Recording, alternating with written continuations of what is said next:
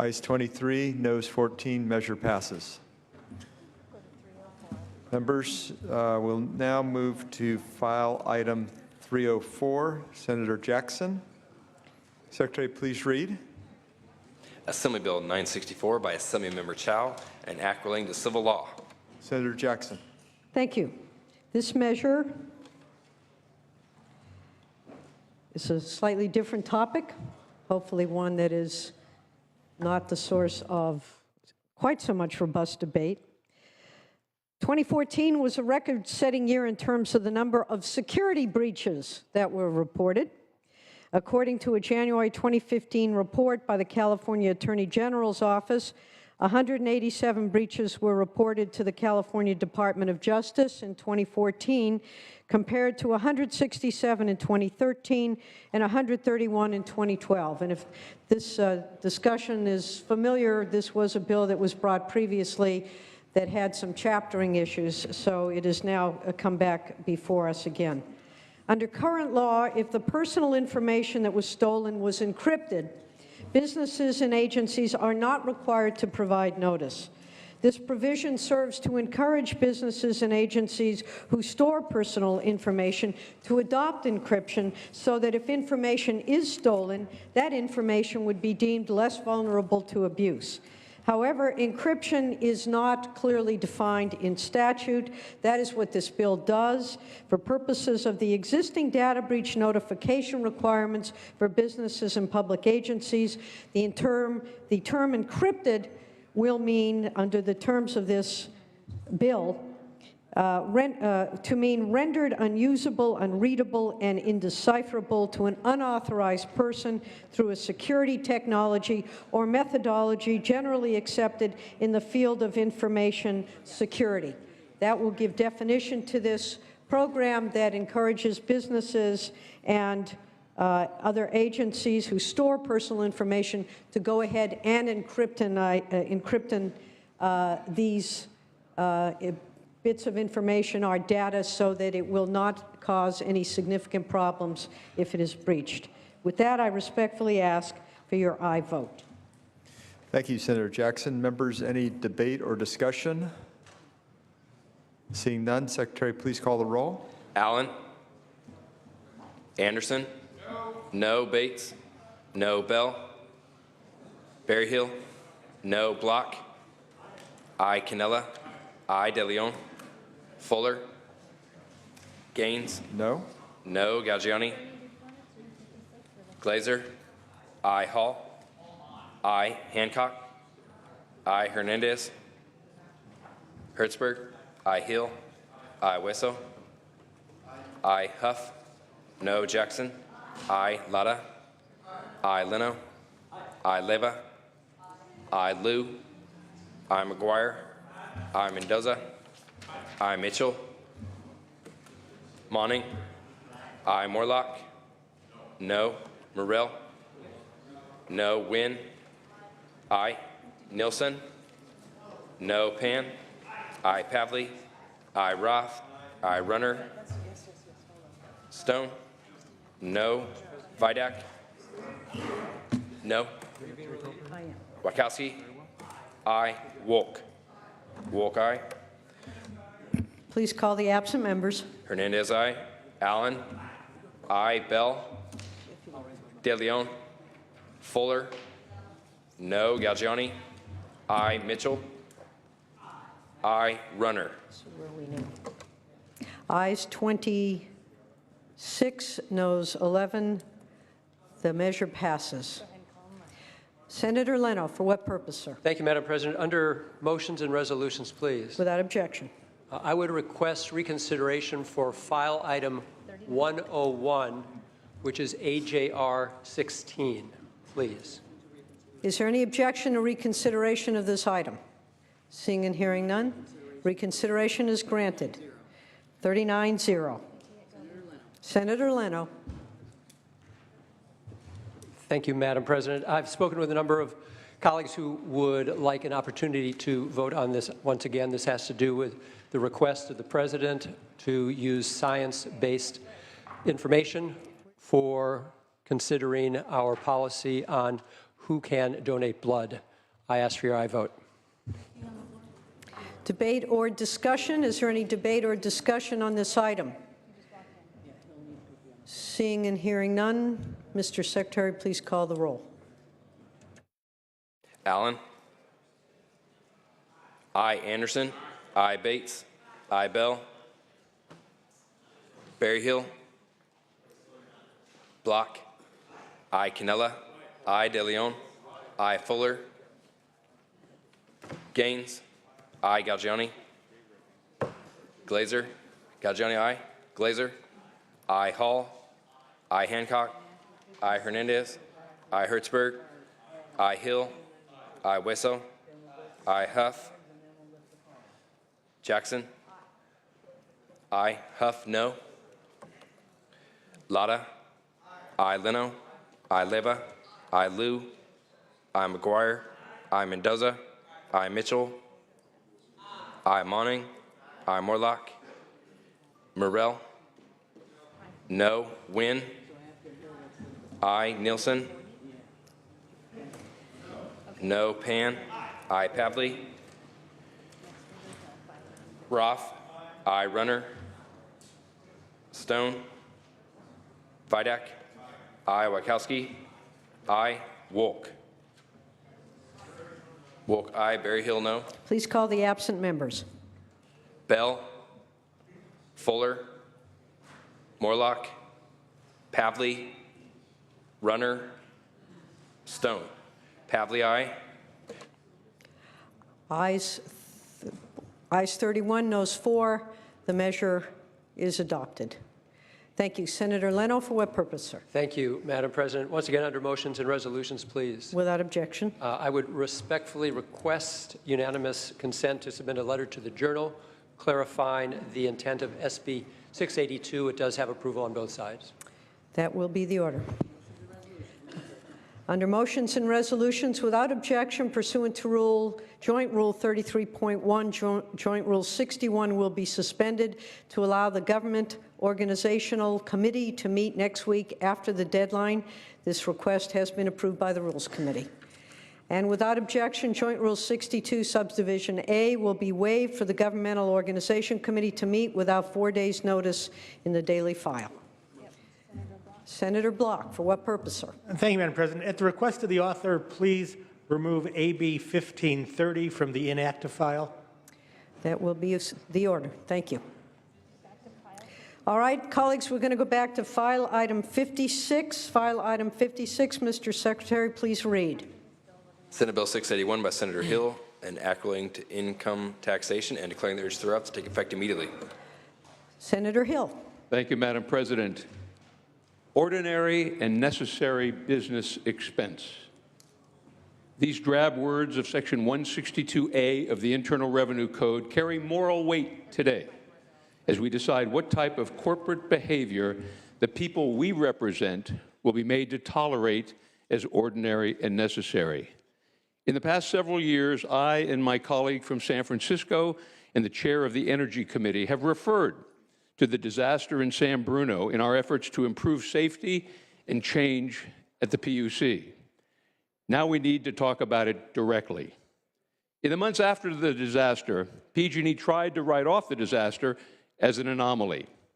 In reality, it was a business decision. And I'll tell you why. In 2000, PG&E thought that it might cost $200 million to perform the tests that could have prevented the accident, like pigging and hydrostatically testing its gas lines.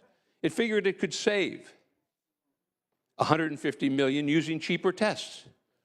PG&E followed through on this strategy even more aggressively as 2010 approached. PG&E managers pressured their gas safety units to put off inspections and reclassify risks to save money. From 1996 to 2010, at a time when PG&E's pipes were getting older, it cut its gas safety workforce by 25%. Why would PG&E, a monopoly utility with a guaranteed 11.35% return on equity, make such business decisions? Well, in order to make safety operations a cost center in any rational business, turn it into a profit center. PG&E would ask for rate increases for safety, but when no one was looking, cut safety and funnel the difference into their pockets as bonuses. All of this, not just my impression or that of the San Francisco Chronicle. This is what the PUC found in their final and fine decision. I quote, "The pipeline risk management program was viewed internally as a cost reduction measure. From 1996 to 2010, PG&E made $400 million more than authorized return on equity. $400 million more than their authorized return for these cost reduction measures. PG&E has said that it has spent a lot of shareholder funds after the explosion in San Bruno, and it has. But I wouldn't start weeping or crying for PG&E today. Just last week, the PUC opened an investigation into PG&E's safety culture. Recent accidents, like the explosion of a home in Carmel, have led the PUC to question how far PG&E has actually come since San Bruno. The explosion has been the result of a PG&E pipe replacement project. The Institute on Taxation and Economic Policy found that from 2008, this is why we're not weeping for them, members, the Institute on Taxation and Economic Policy found that from 2008 to 2010, PG&E was one of only 5 large U.S. companies who paid no, I repeat, no income taxes over that period. And just last week, if you read, last Tuesday, this week, PG&E is requesting a 2.5% pay rate increase on their return.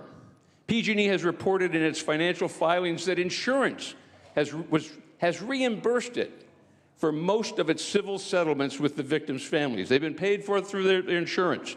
Guess who pays for PG&E's insurance premiums? PG&E's customers. And if the Franchise Tax Board attempts to deny PG&E's deduction of the San Bruno penalty, PG&E will fight with all its legal resources that are at its disposal. And who do you think pays for their legal counsel? The customers of PG&E. And who do you think is paying for PG&E's lobbyists to try and kill this bill? PG&E's customers. So who paid for these business decisions that PG&E made? James Franco, 58, who grew up in Pacifica and was an avid surfer and surf photographer.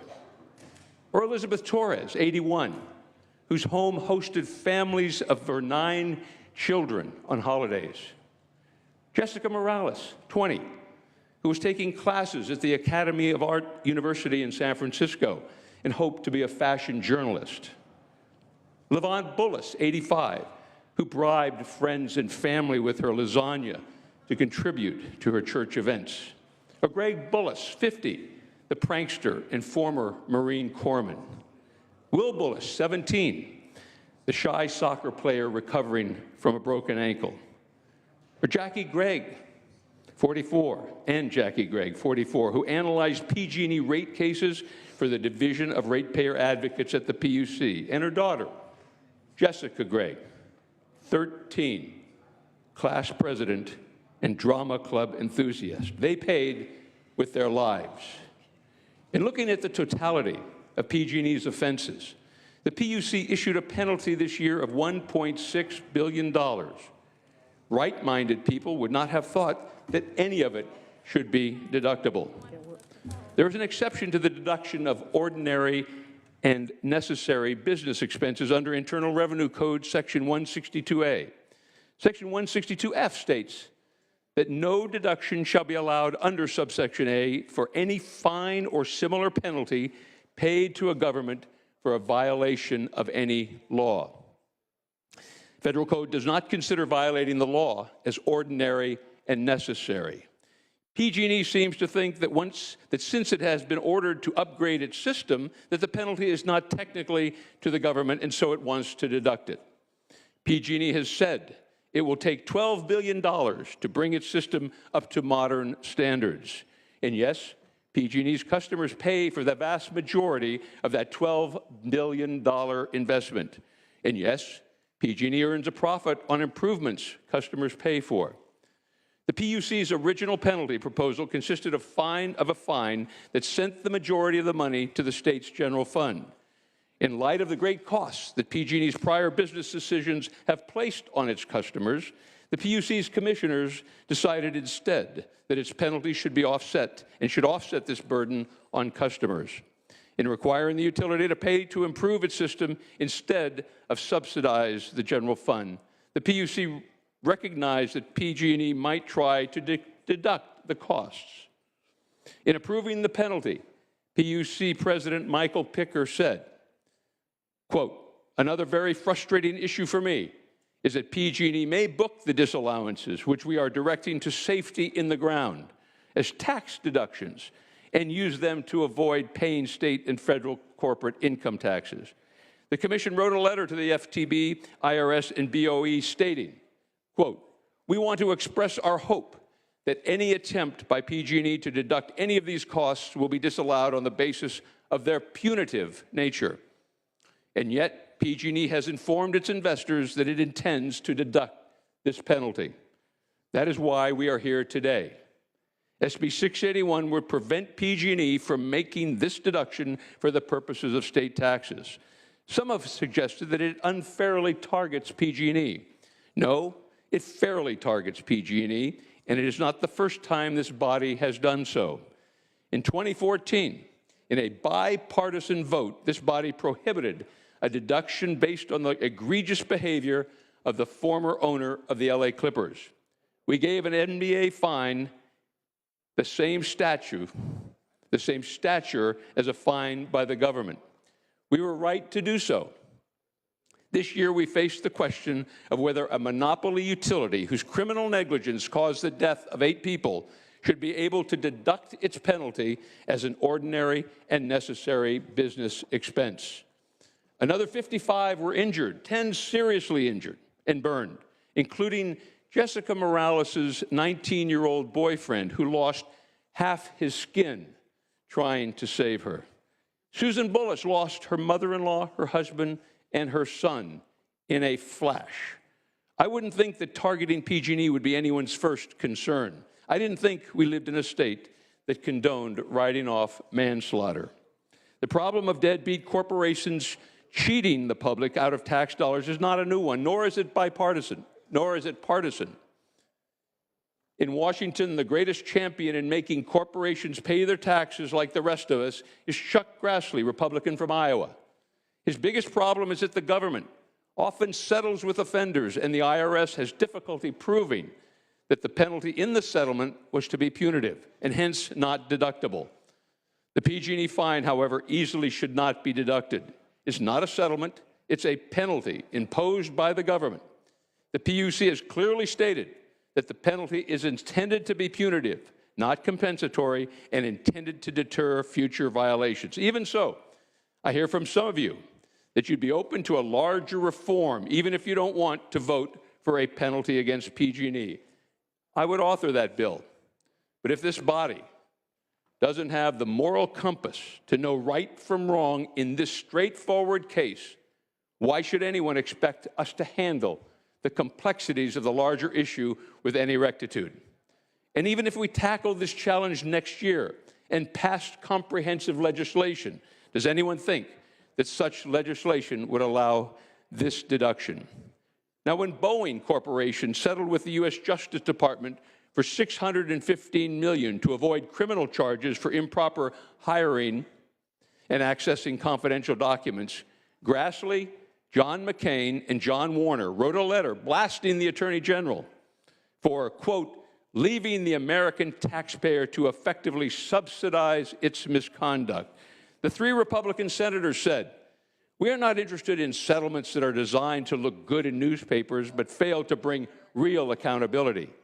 The three cowed Boeing, much of whose revenue comes from government contracts, into agreeing not to take the deduction. PG&E's monopoly franchise is granted by the PUC and the legislature, but PG&E is not cowed. Maybe it has anticipated. It has anticipated our moral compass, and it has decided it need not be. The explosion in San Bruno was not an accident. PG&E management knew exactly what they were doing when they repeatedly and illegally overpressurized Line 132 before it blew apart. They knew exactly what they were doing when they diverted hundreds of millions of dollars from appropriate testing, maintenance, and repairs to profits, bonuses, and incentives for executives. They knew exactly what they were doing, and that's why the utility has been criminally indicted. This body has stood up to prevent injustice in the past. I ask that you not falter now. Thank you, Madam President. Thank you, Senator Hill. Senator Bates. We call for a Republican caucus. Republican caucus. There will be a Republican caucus. In the Cox Lounge? In the Cox Lounge. Republican caucus, colleagues.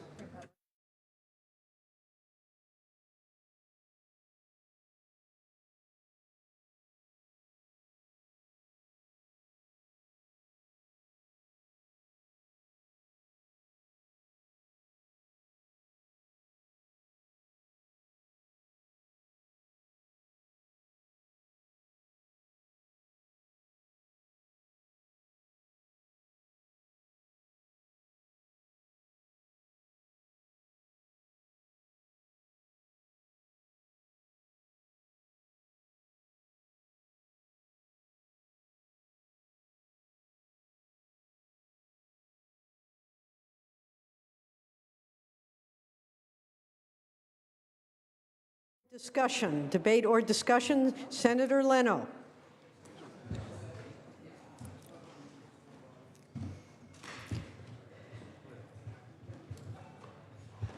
Thank you, Madam President. Colleagues, we've certainly just heard a very impassioned proposal by the author, but for good reason. And I just want everyone to use your imagination. I was at the site of the explosion, so I'm reporting firsthand for you.